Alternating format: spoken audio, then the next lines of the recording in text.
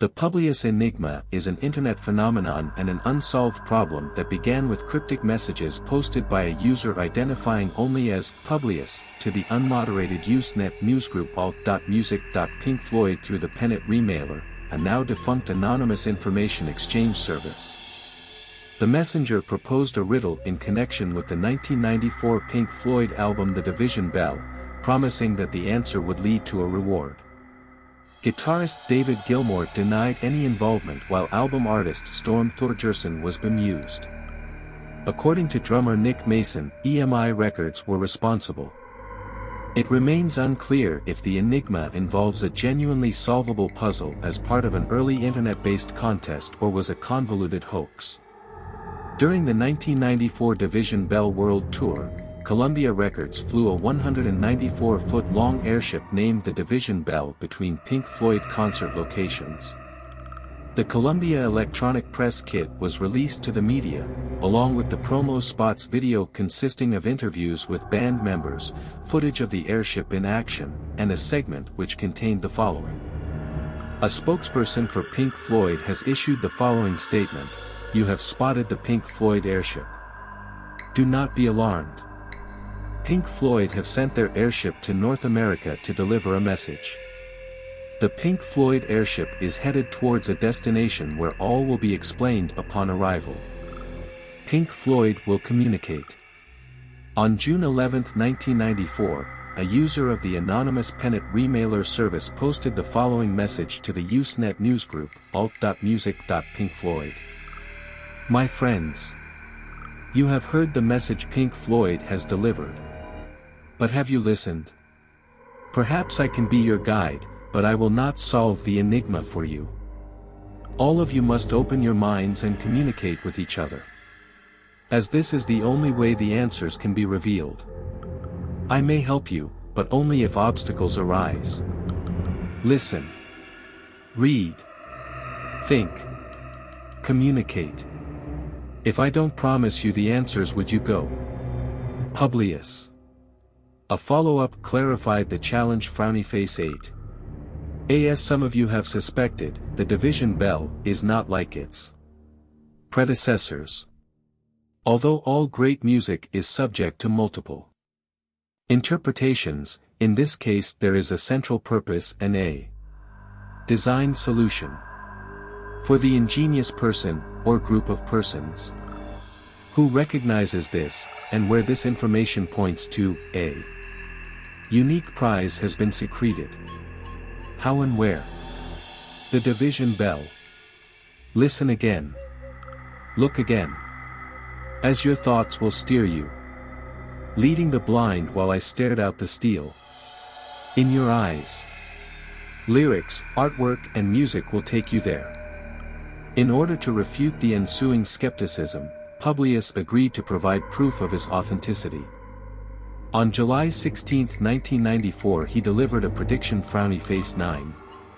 To validate the trust of those who believe, as well as to reconcile the doubt of others, I have gone to great lengths to plan the following display of communication.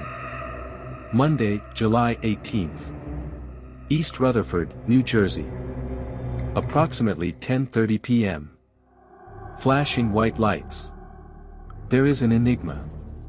Trust.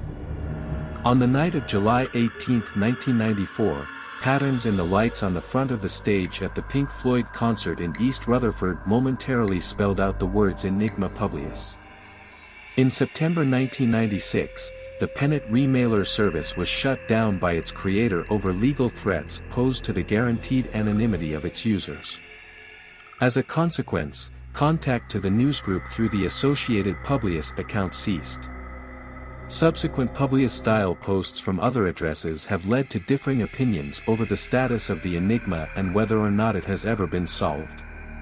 During a 2002 web chat, guitarist David Gilmour said the puzzle was some silly record company thing that they thought up to puzzle people with. In April 2005, during a book signing of his biographical work Inside Out, A Personal History of Pink Floyd, drummer Nick Mason affirmed that it had been instigated by the record company. That was a ploy done by EMI They had a man working for them who adored puzzles. He used to work for the Reagan administration. His job then would be to be in meetings with the president, and when Reagan would say, "Let's bomb these people," he would say, "That's not a good idea, sir." He was working for EMI and suggested that a puzzle be created that could be followed on the web. The prize was never given out. To this day it remains unresolved. The prize was something like a crop of trees planted in a clear-cut area of forest or something to that effect. It was not to be a prize of some tangible thing, but rather a touchy-feely sort of gift that was more of a philanthropic thing than something you could hang on the wall. The comments made by Mason corroborate parts of a previous interview by Sean Heisler with Mark Brickman, Pink Floyd's lighting and production designer and the man apparently responsible for putting the Enigma Publius message in the lights at the New Jersey concert.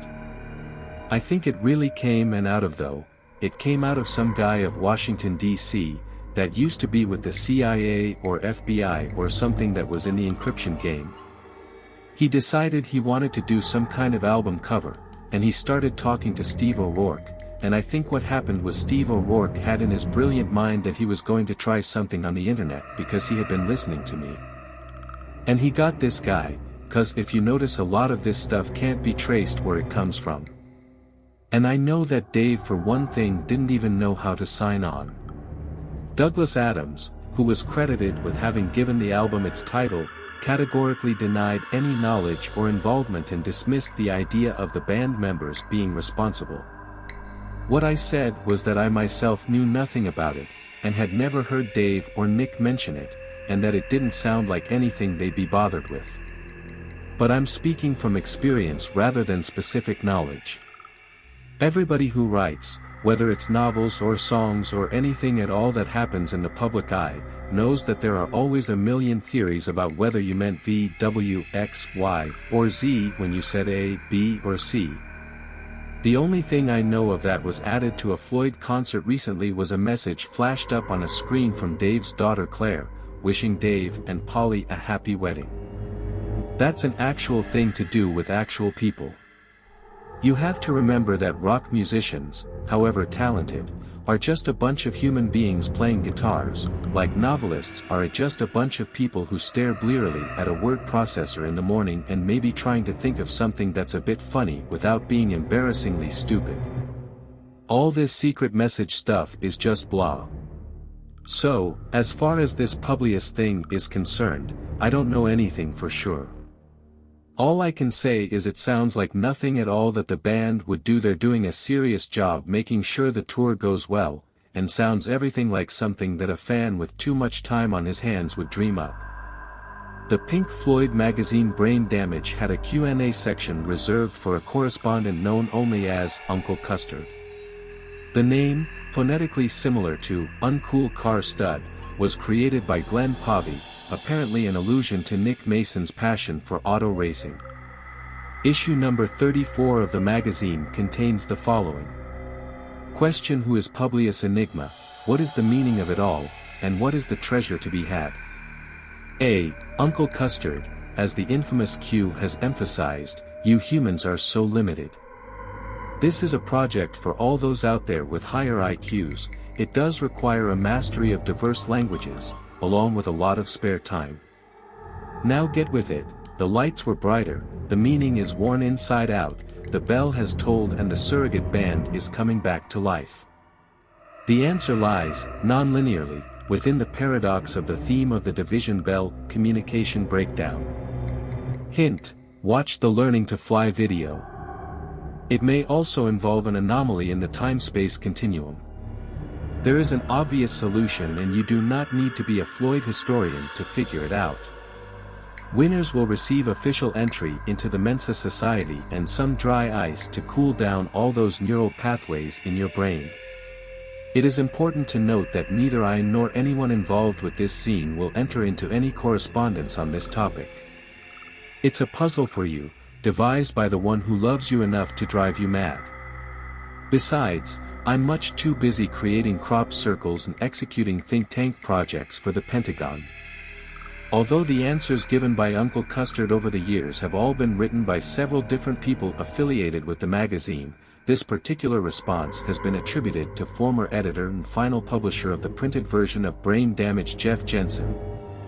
The accuracy of the content of this answer and under what authority, if any, Jensen had to produce it remains unclear. Possible references to the Publius Enigma can be found in various Pink Floyd releases. Pulse, a DVD of the October 20, 1994 televised concert at Earl's Court, London, contains footage of the word Enigma being projected in large letters on to the backdrop of the stage during the song Another Brick in the Wall, Part 2. The DVD's authoring company, Das Boot, uses an Enigma machine as their logo, which can be seen at the end of the show. In the 2019 re-edit of Pulse included in the Later Years box set, different camera angles are substituted so that the Enigma projection is less prominent. You can still see MA in one shot and the bottom of IGMA in another, but the prominent wide shot which clearly said Enigma appears to have been deliberately removed. In the artwork for the mini-disc release of A Momentary Lapse of Reason, the word Publius has been inserted into the photo of the man in the rye field. The word Enigma appears in the lower corner of the picture of the man standing on the edge of the cliff. The words Publius Enigma are spoken just before the song One of These Days on the 2003 DVD release of Pink Floyd, Live at Pompeii. Storm Thorgerson's cover for John Harris's book The Dark Side of the Moon, the making of the Pink Floyd masterpiece, includes the following text: despite numerous attempts to elucidate the mysteries of its success, the ubiquitous popularity of this record remains an enigma. Page 13 of the Division Bells CD booklet contains an anagram of the word enigma in the third column from the right of the top verse of the lyrics to Wearing the Inside Out, aligned with the page number, Jusin. Anthony Moore, who wrote the lyrics to the song, has denied that this was intentional on his part. The official Pink Floyd biography contains the statement, true to their beginnings, there has always been an enigma at their heart, and ends with, for at the heart of Pink Floyd, there has always been an enigma. The Ian Eames movie The Endless River, 2019, that can be found in the Later Years box shows the words Publius Enigma at the end of the second Allons Y song.